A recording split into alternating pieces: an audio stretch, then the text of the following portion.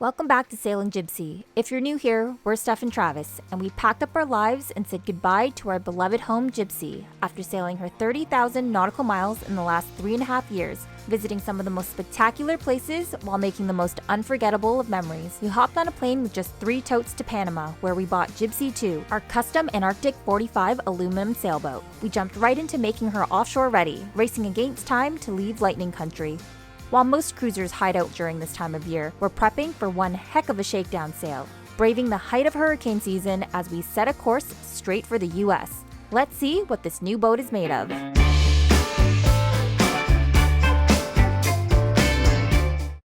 All right, today we got some fun. We need to figure out how to get that dinghy up onto the bow. From looking through stuff in the locker, I was able to find this, which is a pulley system. I think this is how we're going to have to pull it up. That in conjunction with maybe some halyards. But I want to figure it out so it stays kind of in the middle of where we need to hoist it instead of going to where the spreaders are, like it falling back. We've got specially made chocks for our giant boat of a dinghy, and our safety lines up at the bow detach, Just like that. which will make it a little bit easier.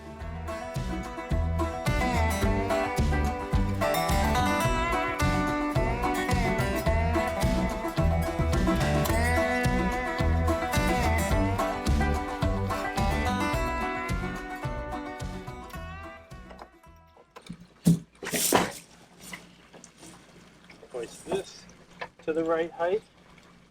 Then I use the pulley system because that might put a lot of strain on the sheave, the block up top.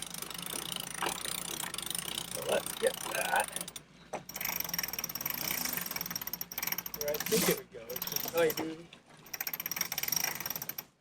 right there. And technically, I should be able to pull this.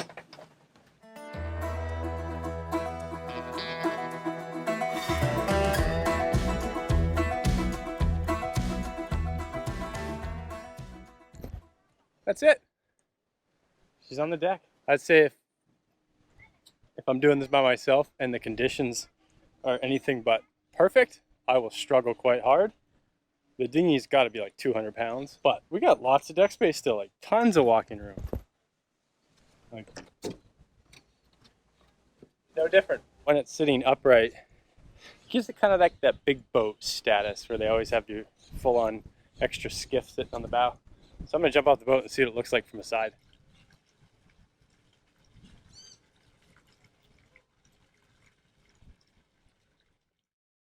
Provisioned and with water and fuel tanks filled to the brim, the moment finally arrived. We released the dock lines and Jibsea 2 is off on her maiden voyage. The excitement is real and the open water awaits. The start of the journey we've been eagerly preparing for.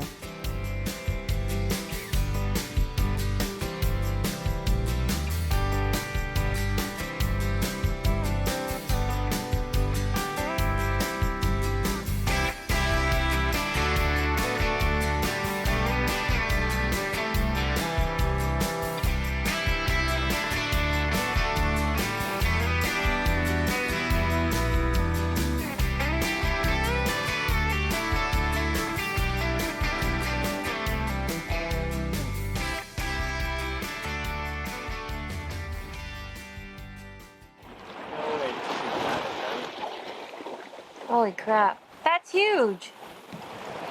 Yeah, that's serious. Just left the shipping area and Travis is on log watch. Yeah, I never thought I'd have to be, but there's been a ton of logs. But we're also in weird conditions. I'm pumped that we're even able to sail right now because I thought we'd be motoring. This was our wind forecast. The purple spot shows we weren't supposed to have any wind just yet. We're not moving fast at the moment anymore, but we got wind, we're moving. Waves are dead on our nose. And the wind is about 60, and then it's going to start to clock tonight and then come to our starboard side. As day one stretched into the evening, we quickly realized it wasn't going to be a smooth start.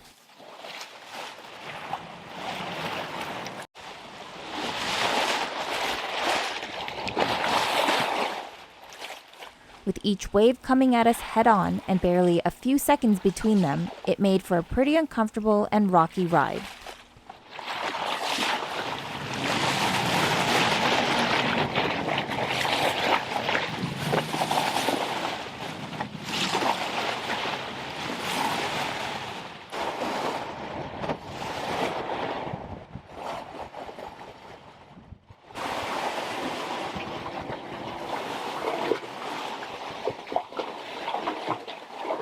Quarter past 5 in the morning.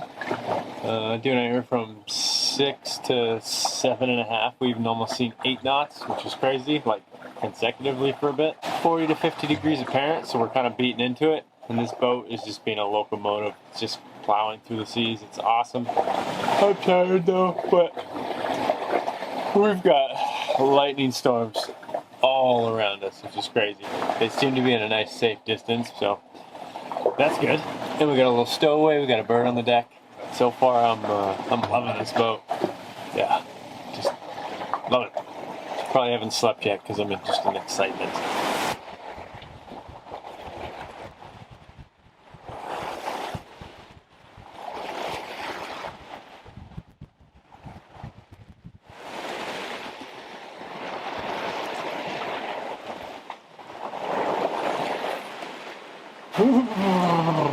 Our first squall. Time to bring out the sail again. Well, I didn't have a shower last night because I didn't go to bed. Are we letting this out even more? Should I lock it? Nope, start winching that out. It's really hard to winch with it inside this area.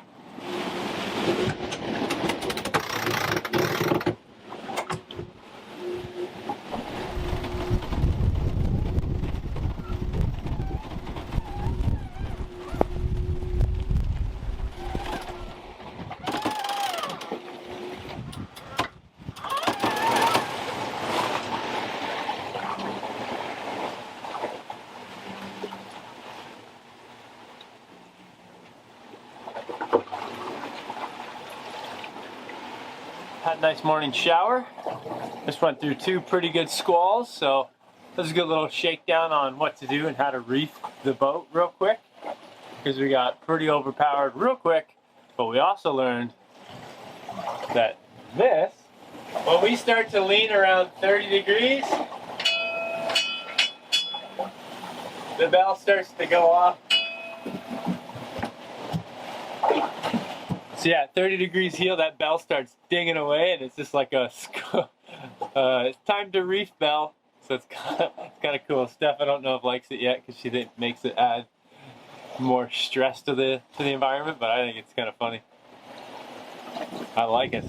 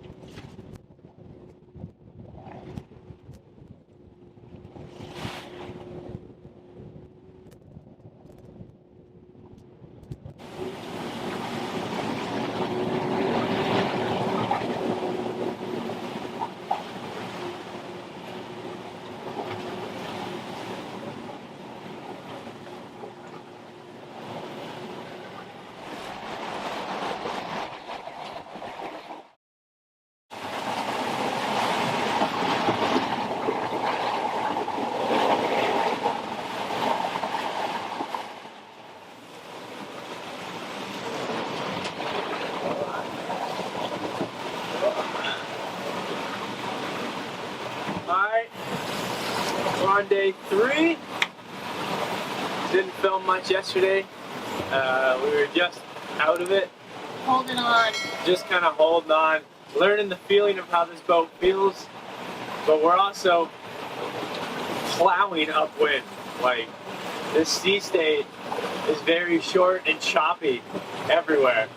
It's not consistent in any direction, so yeah. But this boat just like picks up and goes through it. We've been just we just flying today at 7.5 plus knots. Oh, there goes the camera.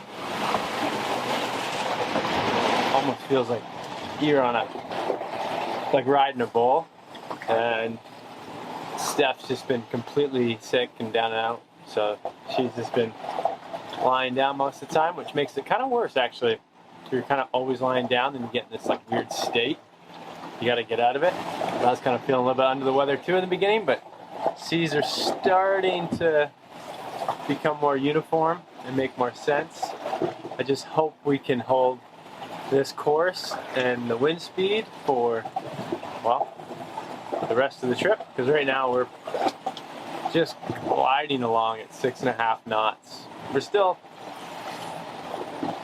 43 degrees apparent to the wind, so pretty tight to the wind, but the seas are nice. And then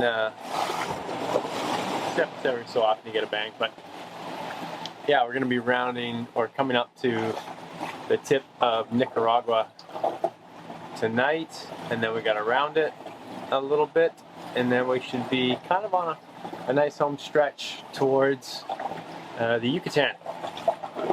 But all wind models right now are saying totally different stuff, so we're not sure what it's going to turn out. There is a tropical storm, or even actually, I haven't even looked, it might even be a hurricane now that's off the north tip of, I think, VVI's, and that's what's creating this weather window that we're in right now, that's allowing us to go this direction, because this direction from Panama to Florida is a very difficult direction to go, especially because you're always upwind and it's usually 20 plus knots. So that's why we decided to take this weather window, because that tropical storm or hurricane, whatever it is actually pulling a lot of the wind away. So we're getting this 10 to 12 knots of wind, which is great. So just want to get in, catch this Gulf Stream, and hopefully we'll fly along. It's calm enough right now. I think we'll actually be able to make some dinner tonight, because I've eaten pretty much one solid meal in 3 days, and Steph's eaten a portion of that. So got to get some food in our systems. Let's go.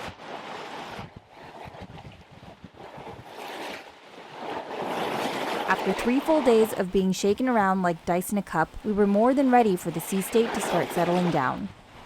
Day 4 is alive. You might be wondering what this little contraption is that we've got rigged up. Take this off, I get a clicking sound from the direct drive unit, the autopilot. And originally when we did our first 2-hour test sail, the clicking motion was the actual autopilot, like the direct drive unit.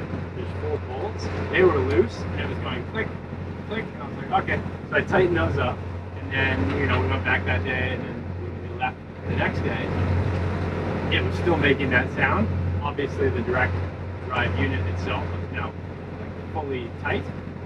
But what I think is, in the linkage, however the gears engage, there's like a gap, and every so often it goes click and click, and as it's adjusting one way to the other, there must be like a small blade, so it makes that clicking sound. So if I put this here and just keep just a smidge of pressure on the wheel, so it's always held in one direction, the drive unit is just more smoother. So that's something I gotta look at, and it's not in all the linkage of the steering, because I've checked all that, that's all solid, so it's definitely in the autopilot. But on a plus side, we have been able to use autopilot okay this entire time. We were worried about the whole power management having only 420 amps. And haven't had to use the wind vane yet. Also, I think that was going to be a little bit hard to set up. The wind vane you need set up in harbor before you get out, and I just didn't do it because I wanted to see power management, and I just wanted to see how good our autopilot worked, and if dire need came to, I would have figured out how to get that going.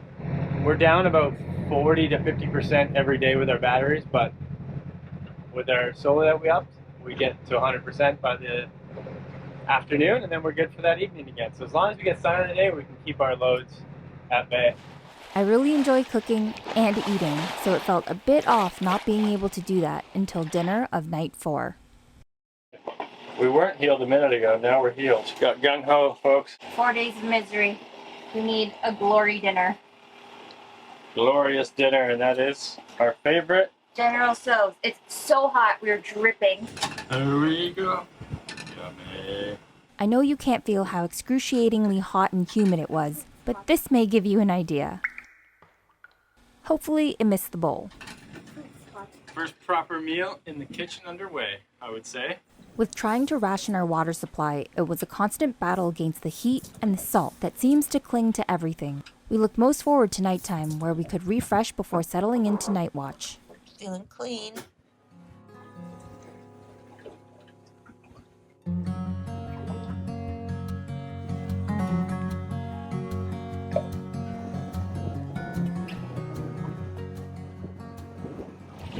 All right, I think it's day 5, and we have got perfect conditions today. We got maybe a foot of swell out there. As you can see behind me, it is dead calm. We've got, actually I don't know what the true wind is. Our transducer for our water is either bunged up or it's completely shot.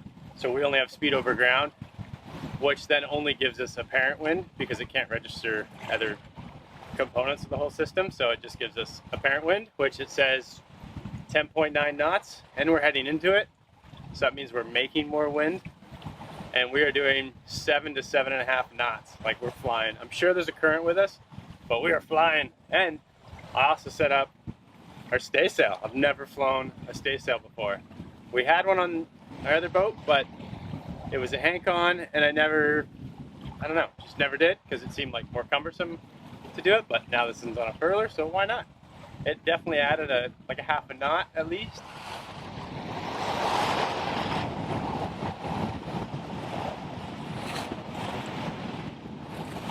This is awesome! This is what we're talking about. All 3 sails.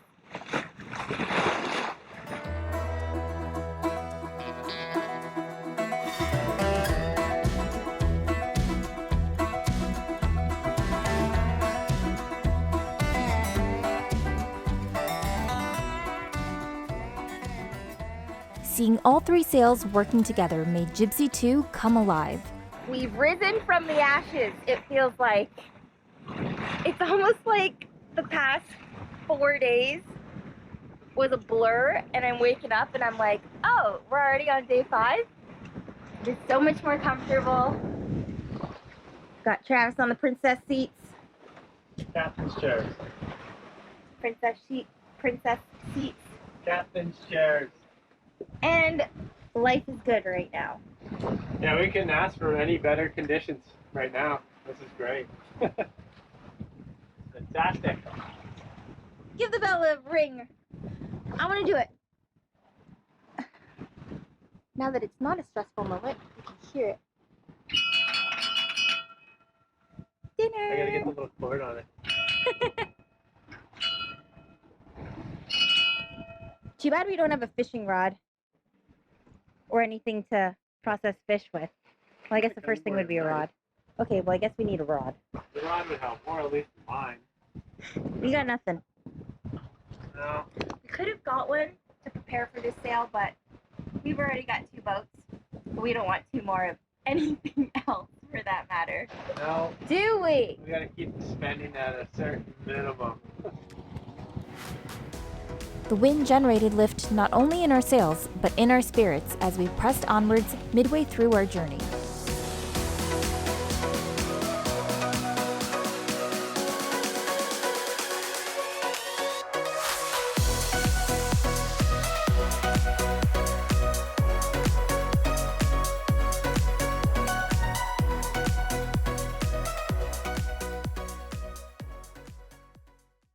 Boat has been moving really, really nicely. It's very comfortable, and it feels like we're in a tank. Feels like we're in a tank, doesn't it? Yeah. You like the way she moves? I like the way she moves. I like the way she looks. I like the way she moves. I don't like the way she looks completely yet. There's a lot of things that we're gonna have to cosmetically gotta touch. There's some stuff I gotta clean and fix to make it look pretty, but the overall look of the boat I have to do. I wonder what it's gonna be like with an enclosure though, because right now I like standing on the bench to look over. But like if it was all closed, I don't know if I would. What? Would you be down with just seeing through here like this? No. Would we have a window up here? There's gonna be a window right here. There's gonna be a window all the way up there? Okay, then I feel better about that. Lower stability so that it's only gonna be like this high of a window. And Okay. Go straight back. I definitely need that because I like standing on the bench and Yeah, looking like, over. I want to still stand on the bench and have the, like, it about here. Maybe a little bit lower because you don't need to stand here all the time, but around there is where I want it. And that's like not a big curtain, right? See land yet or what? Not No land. a bit of land in sight. Well, since it's a nice calm day and I got a really nice breeze and a bit of shade, I'm gonna see if I remember how to braid a anchor snubber. So I've got a kind of a welded shackle, which seems kind of odd. And yeah, we're gonna make this our anchor snubber. So you just hook that around the chain, done. And then I'm going to braid a loop into it, braid this all in, so it's nice and clean. Just got to remember if I can. Just got to remember how to do it. The starting is the most difficult. I'm not gonna teach you anything. Pretty much just gonna do it and show you after the fact. But once you get the first 3 started, it kind of is a no-brainer from there.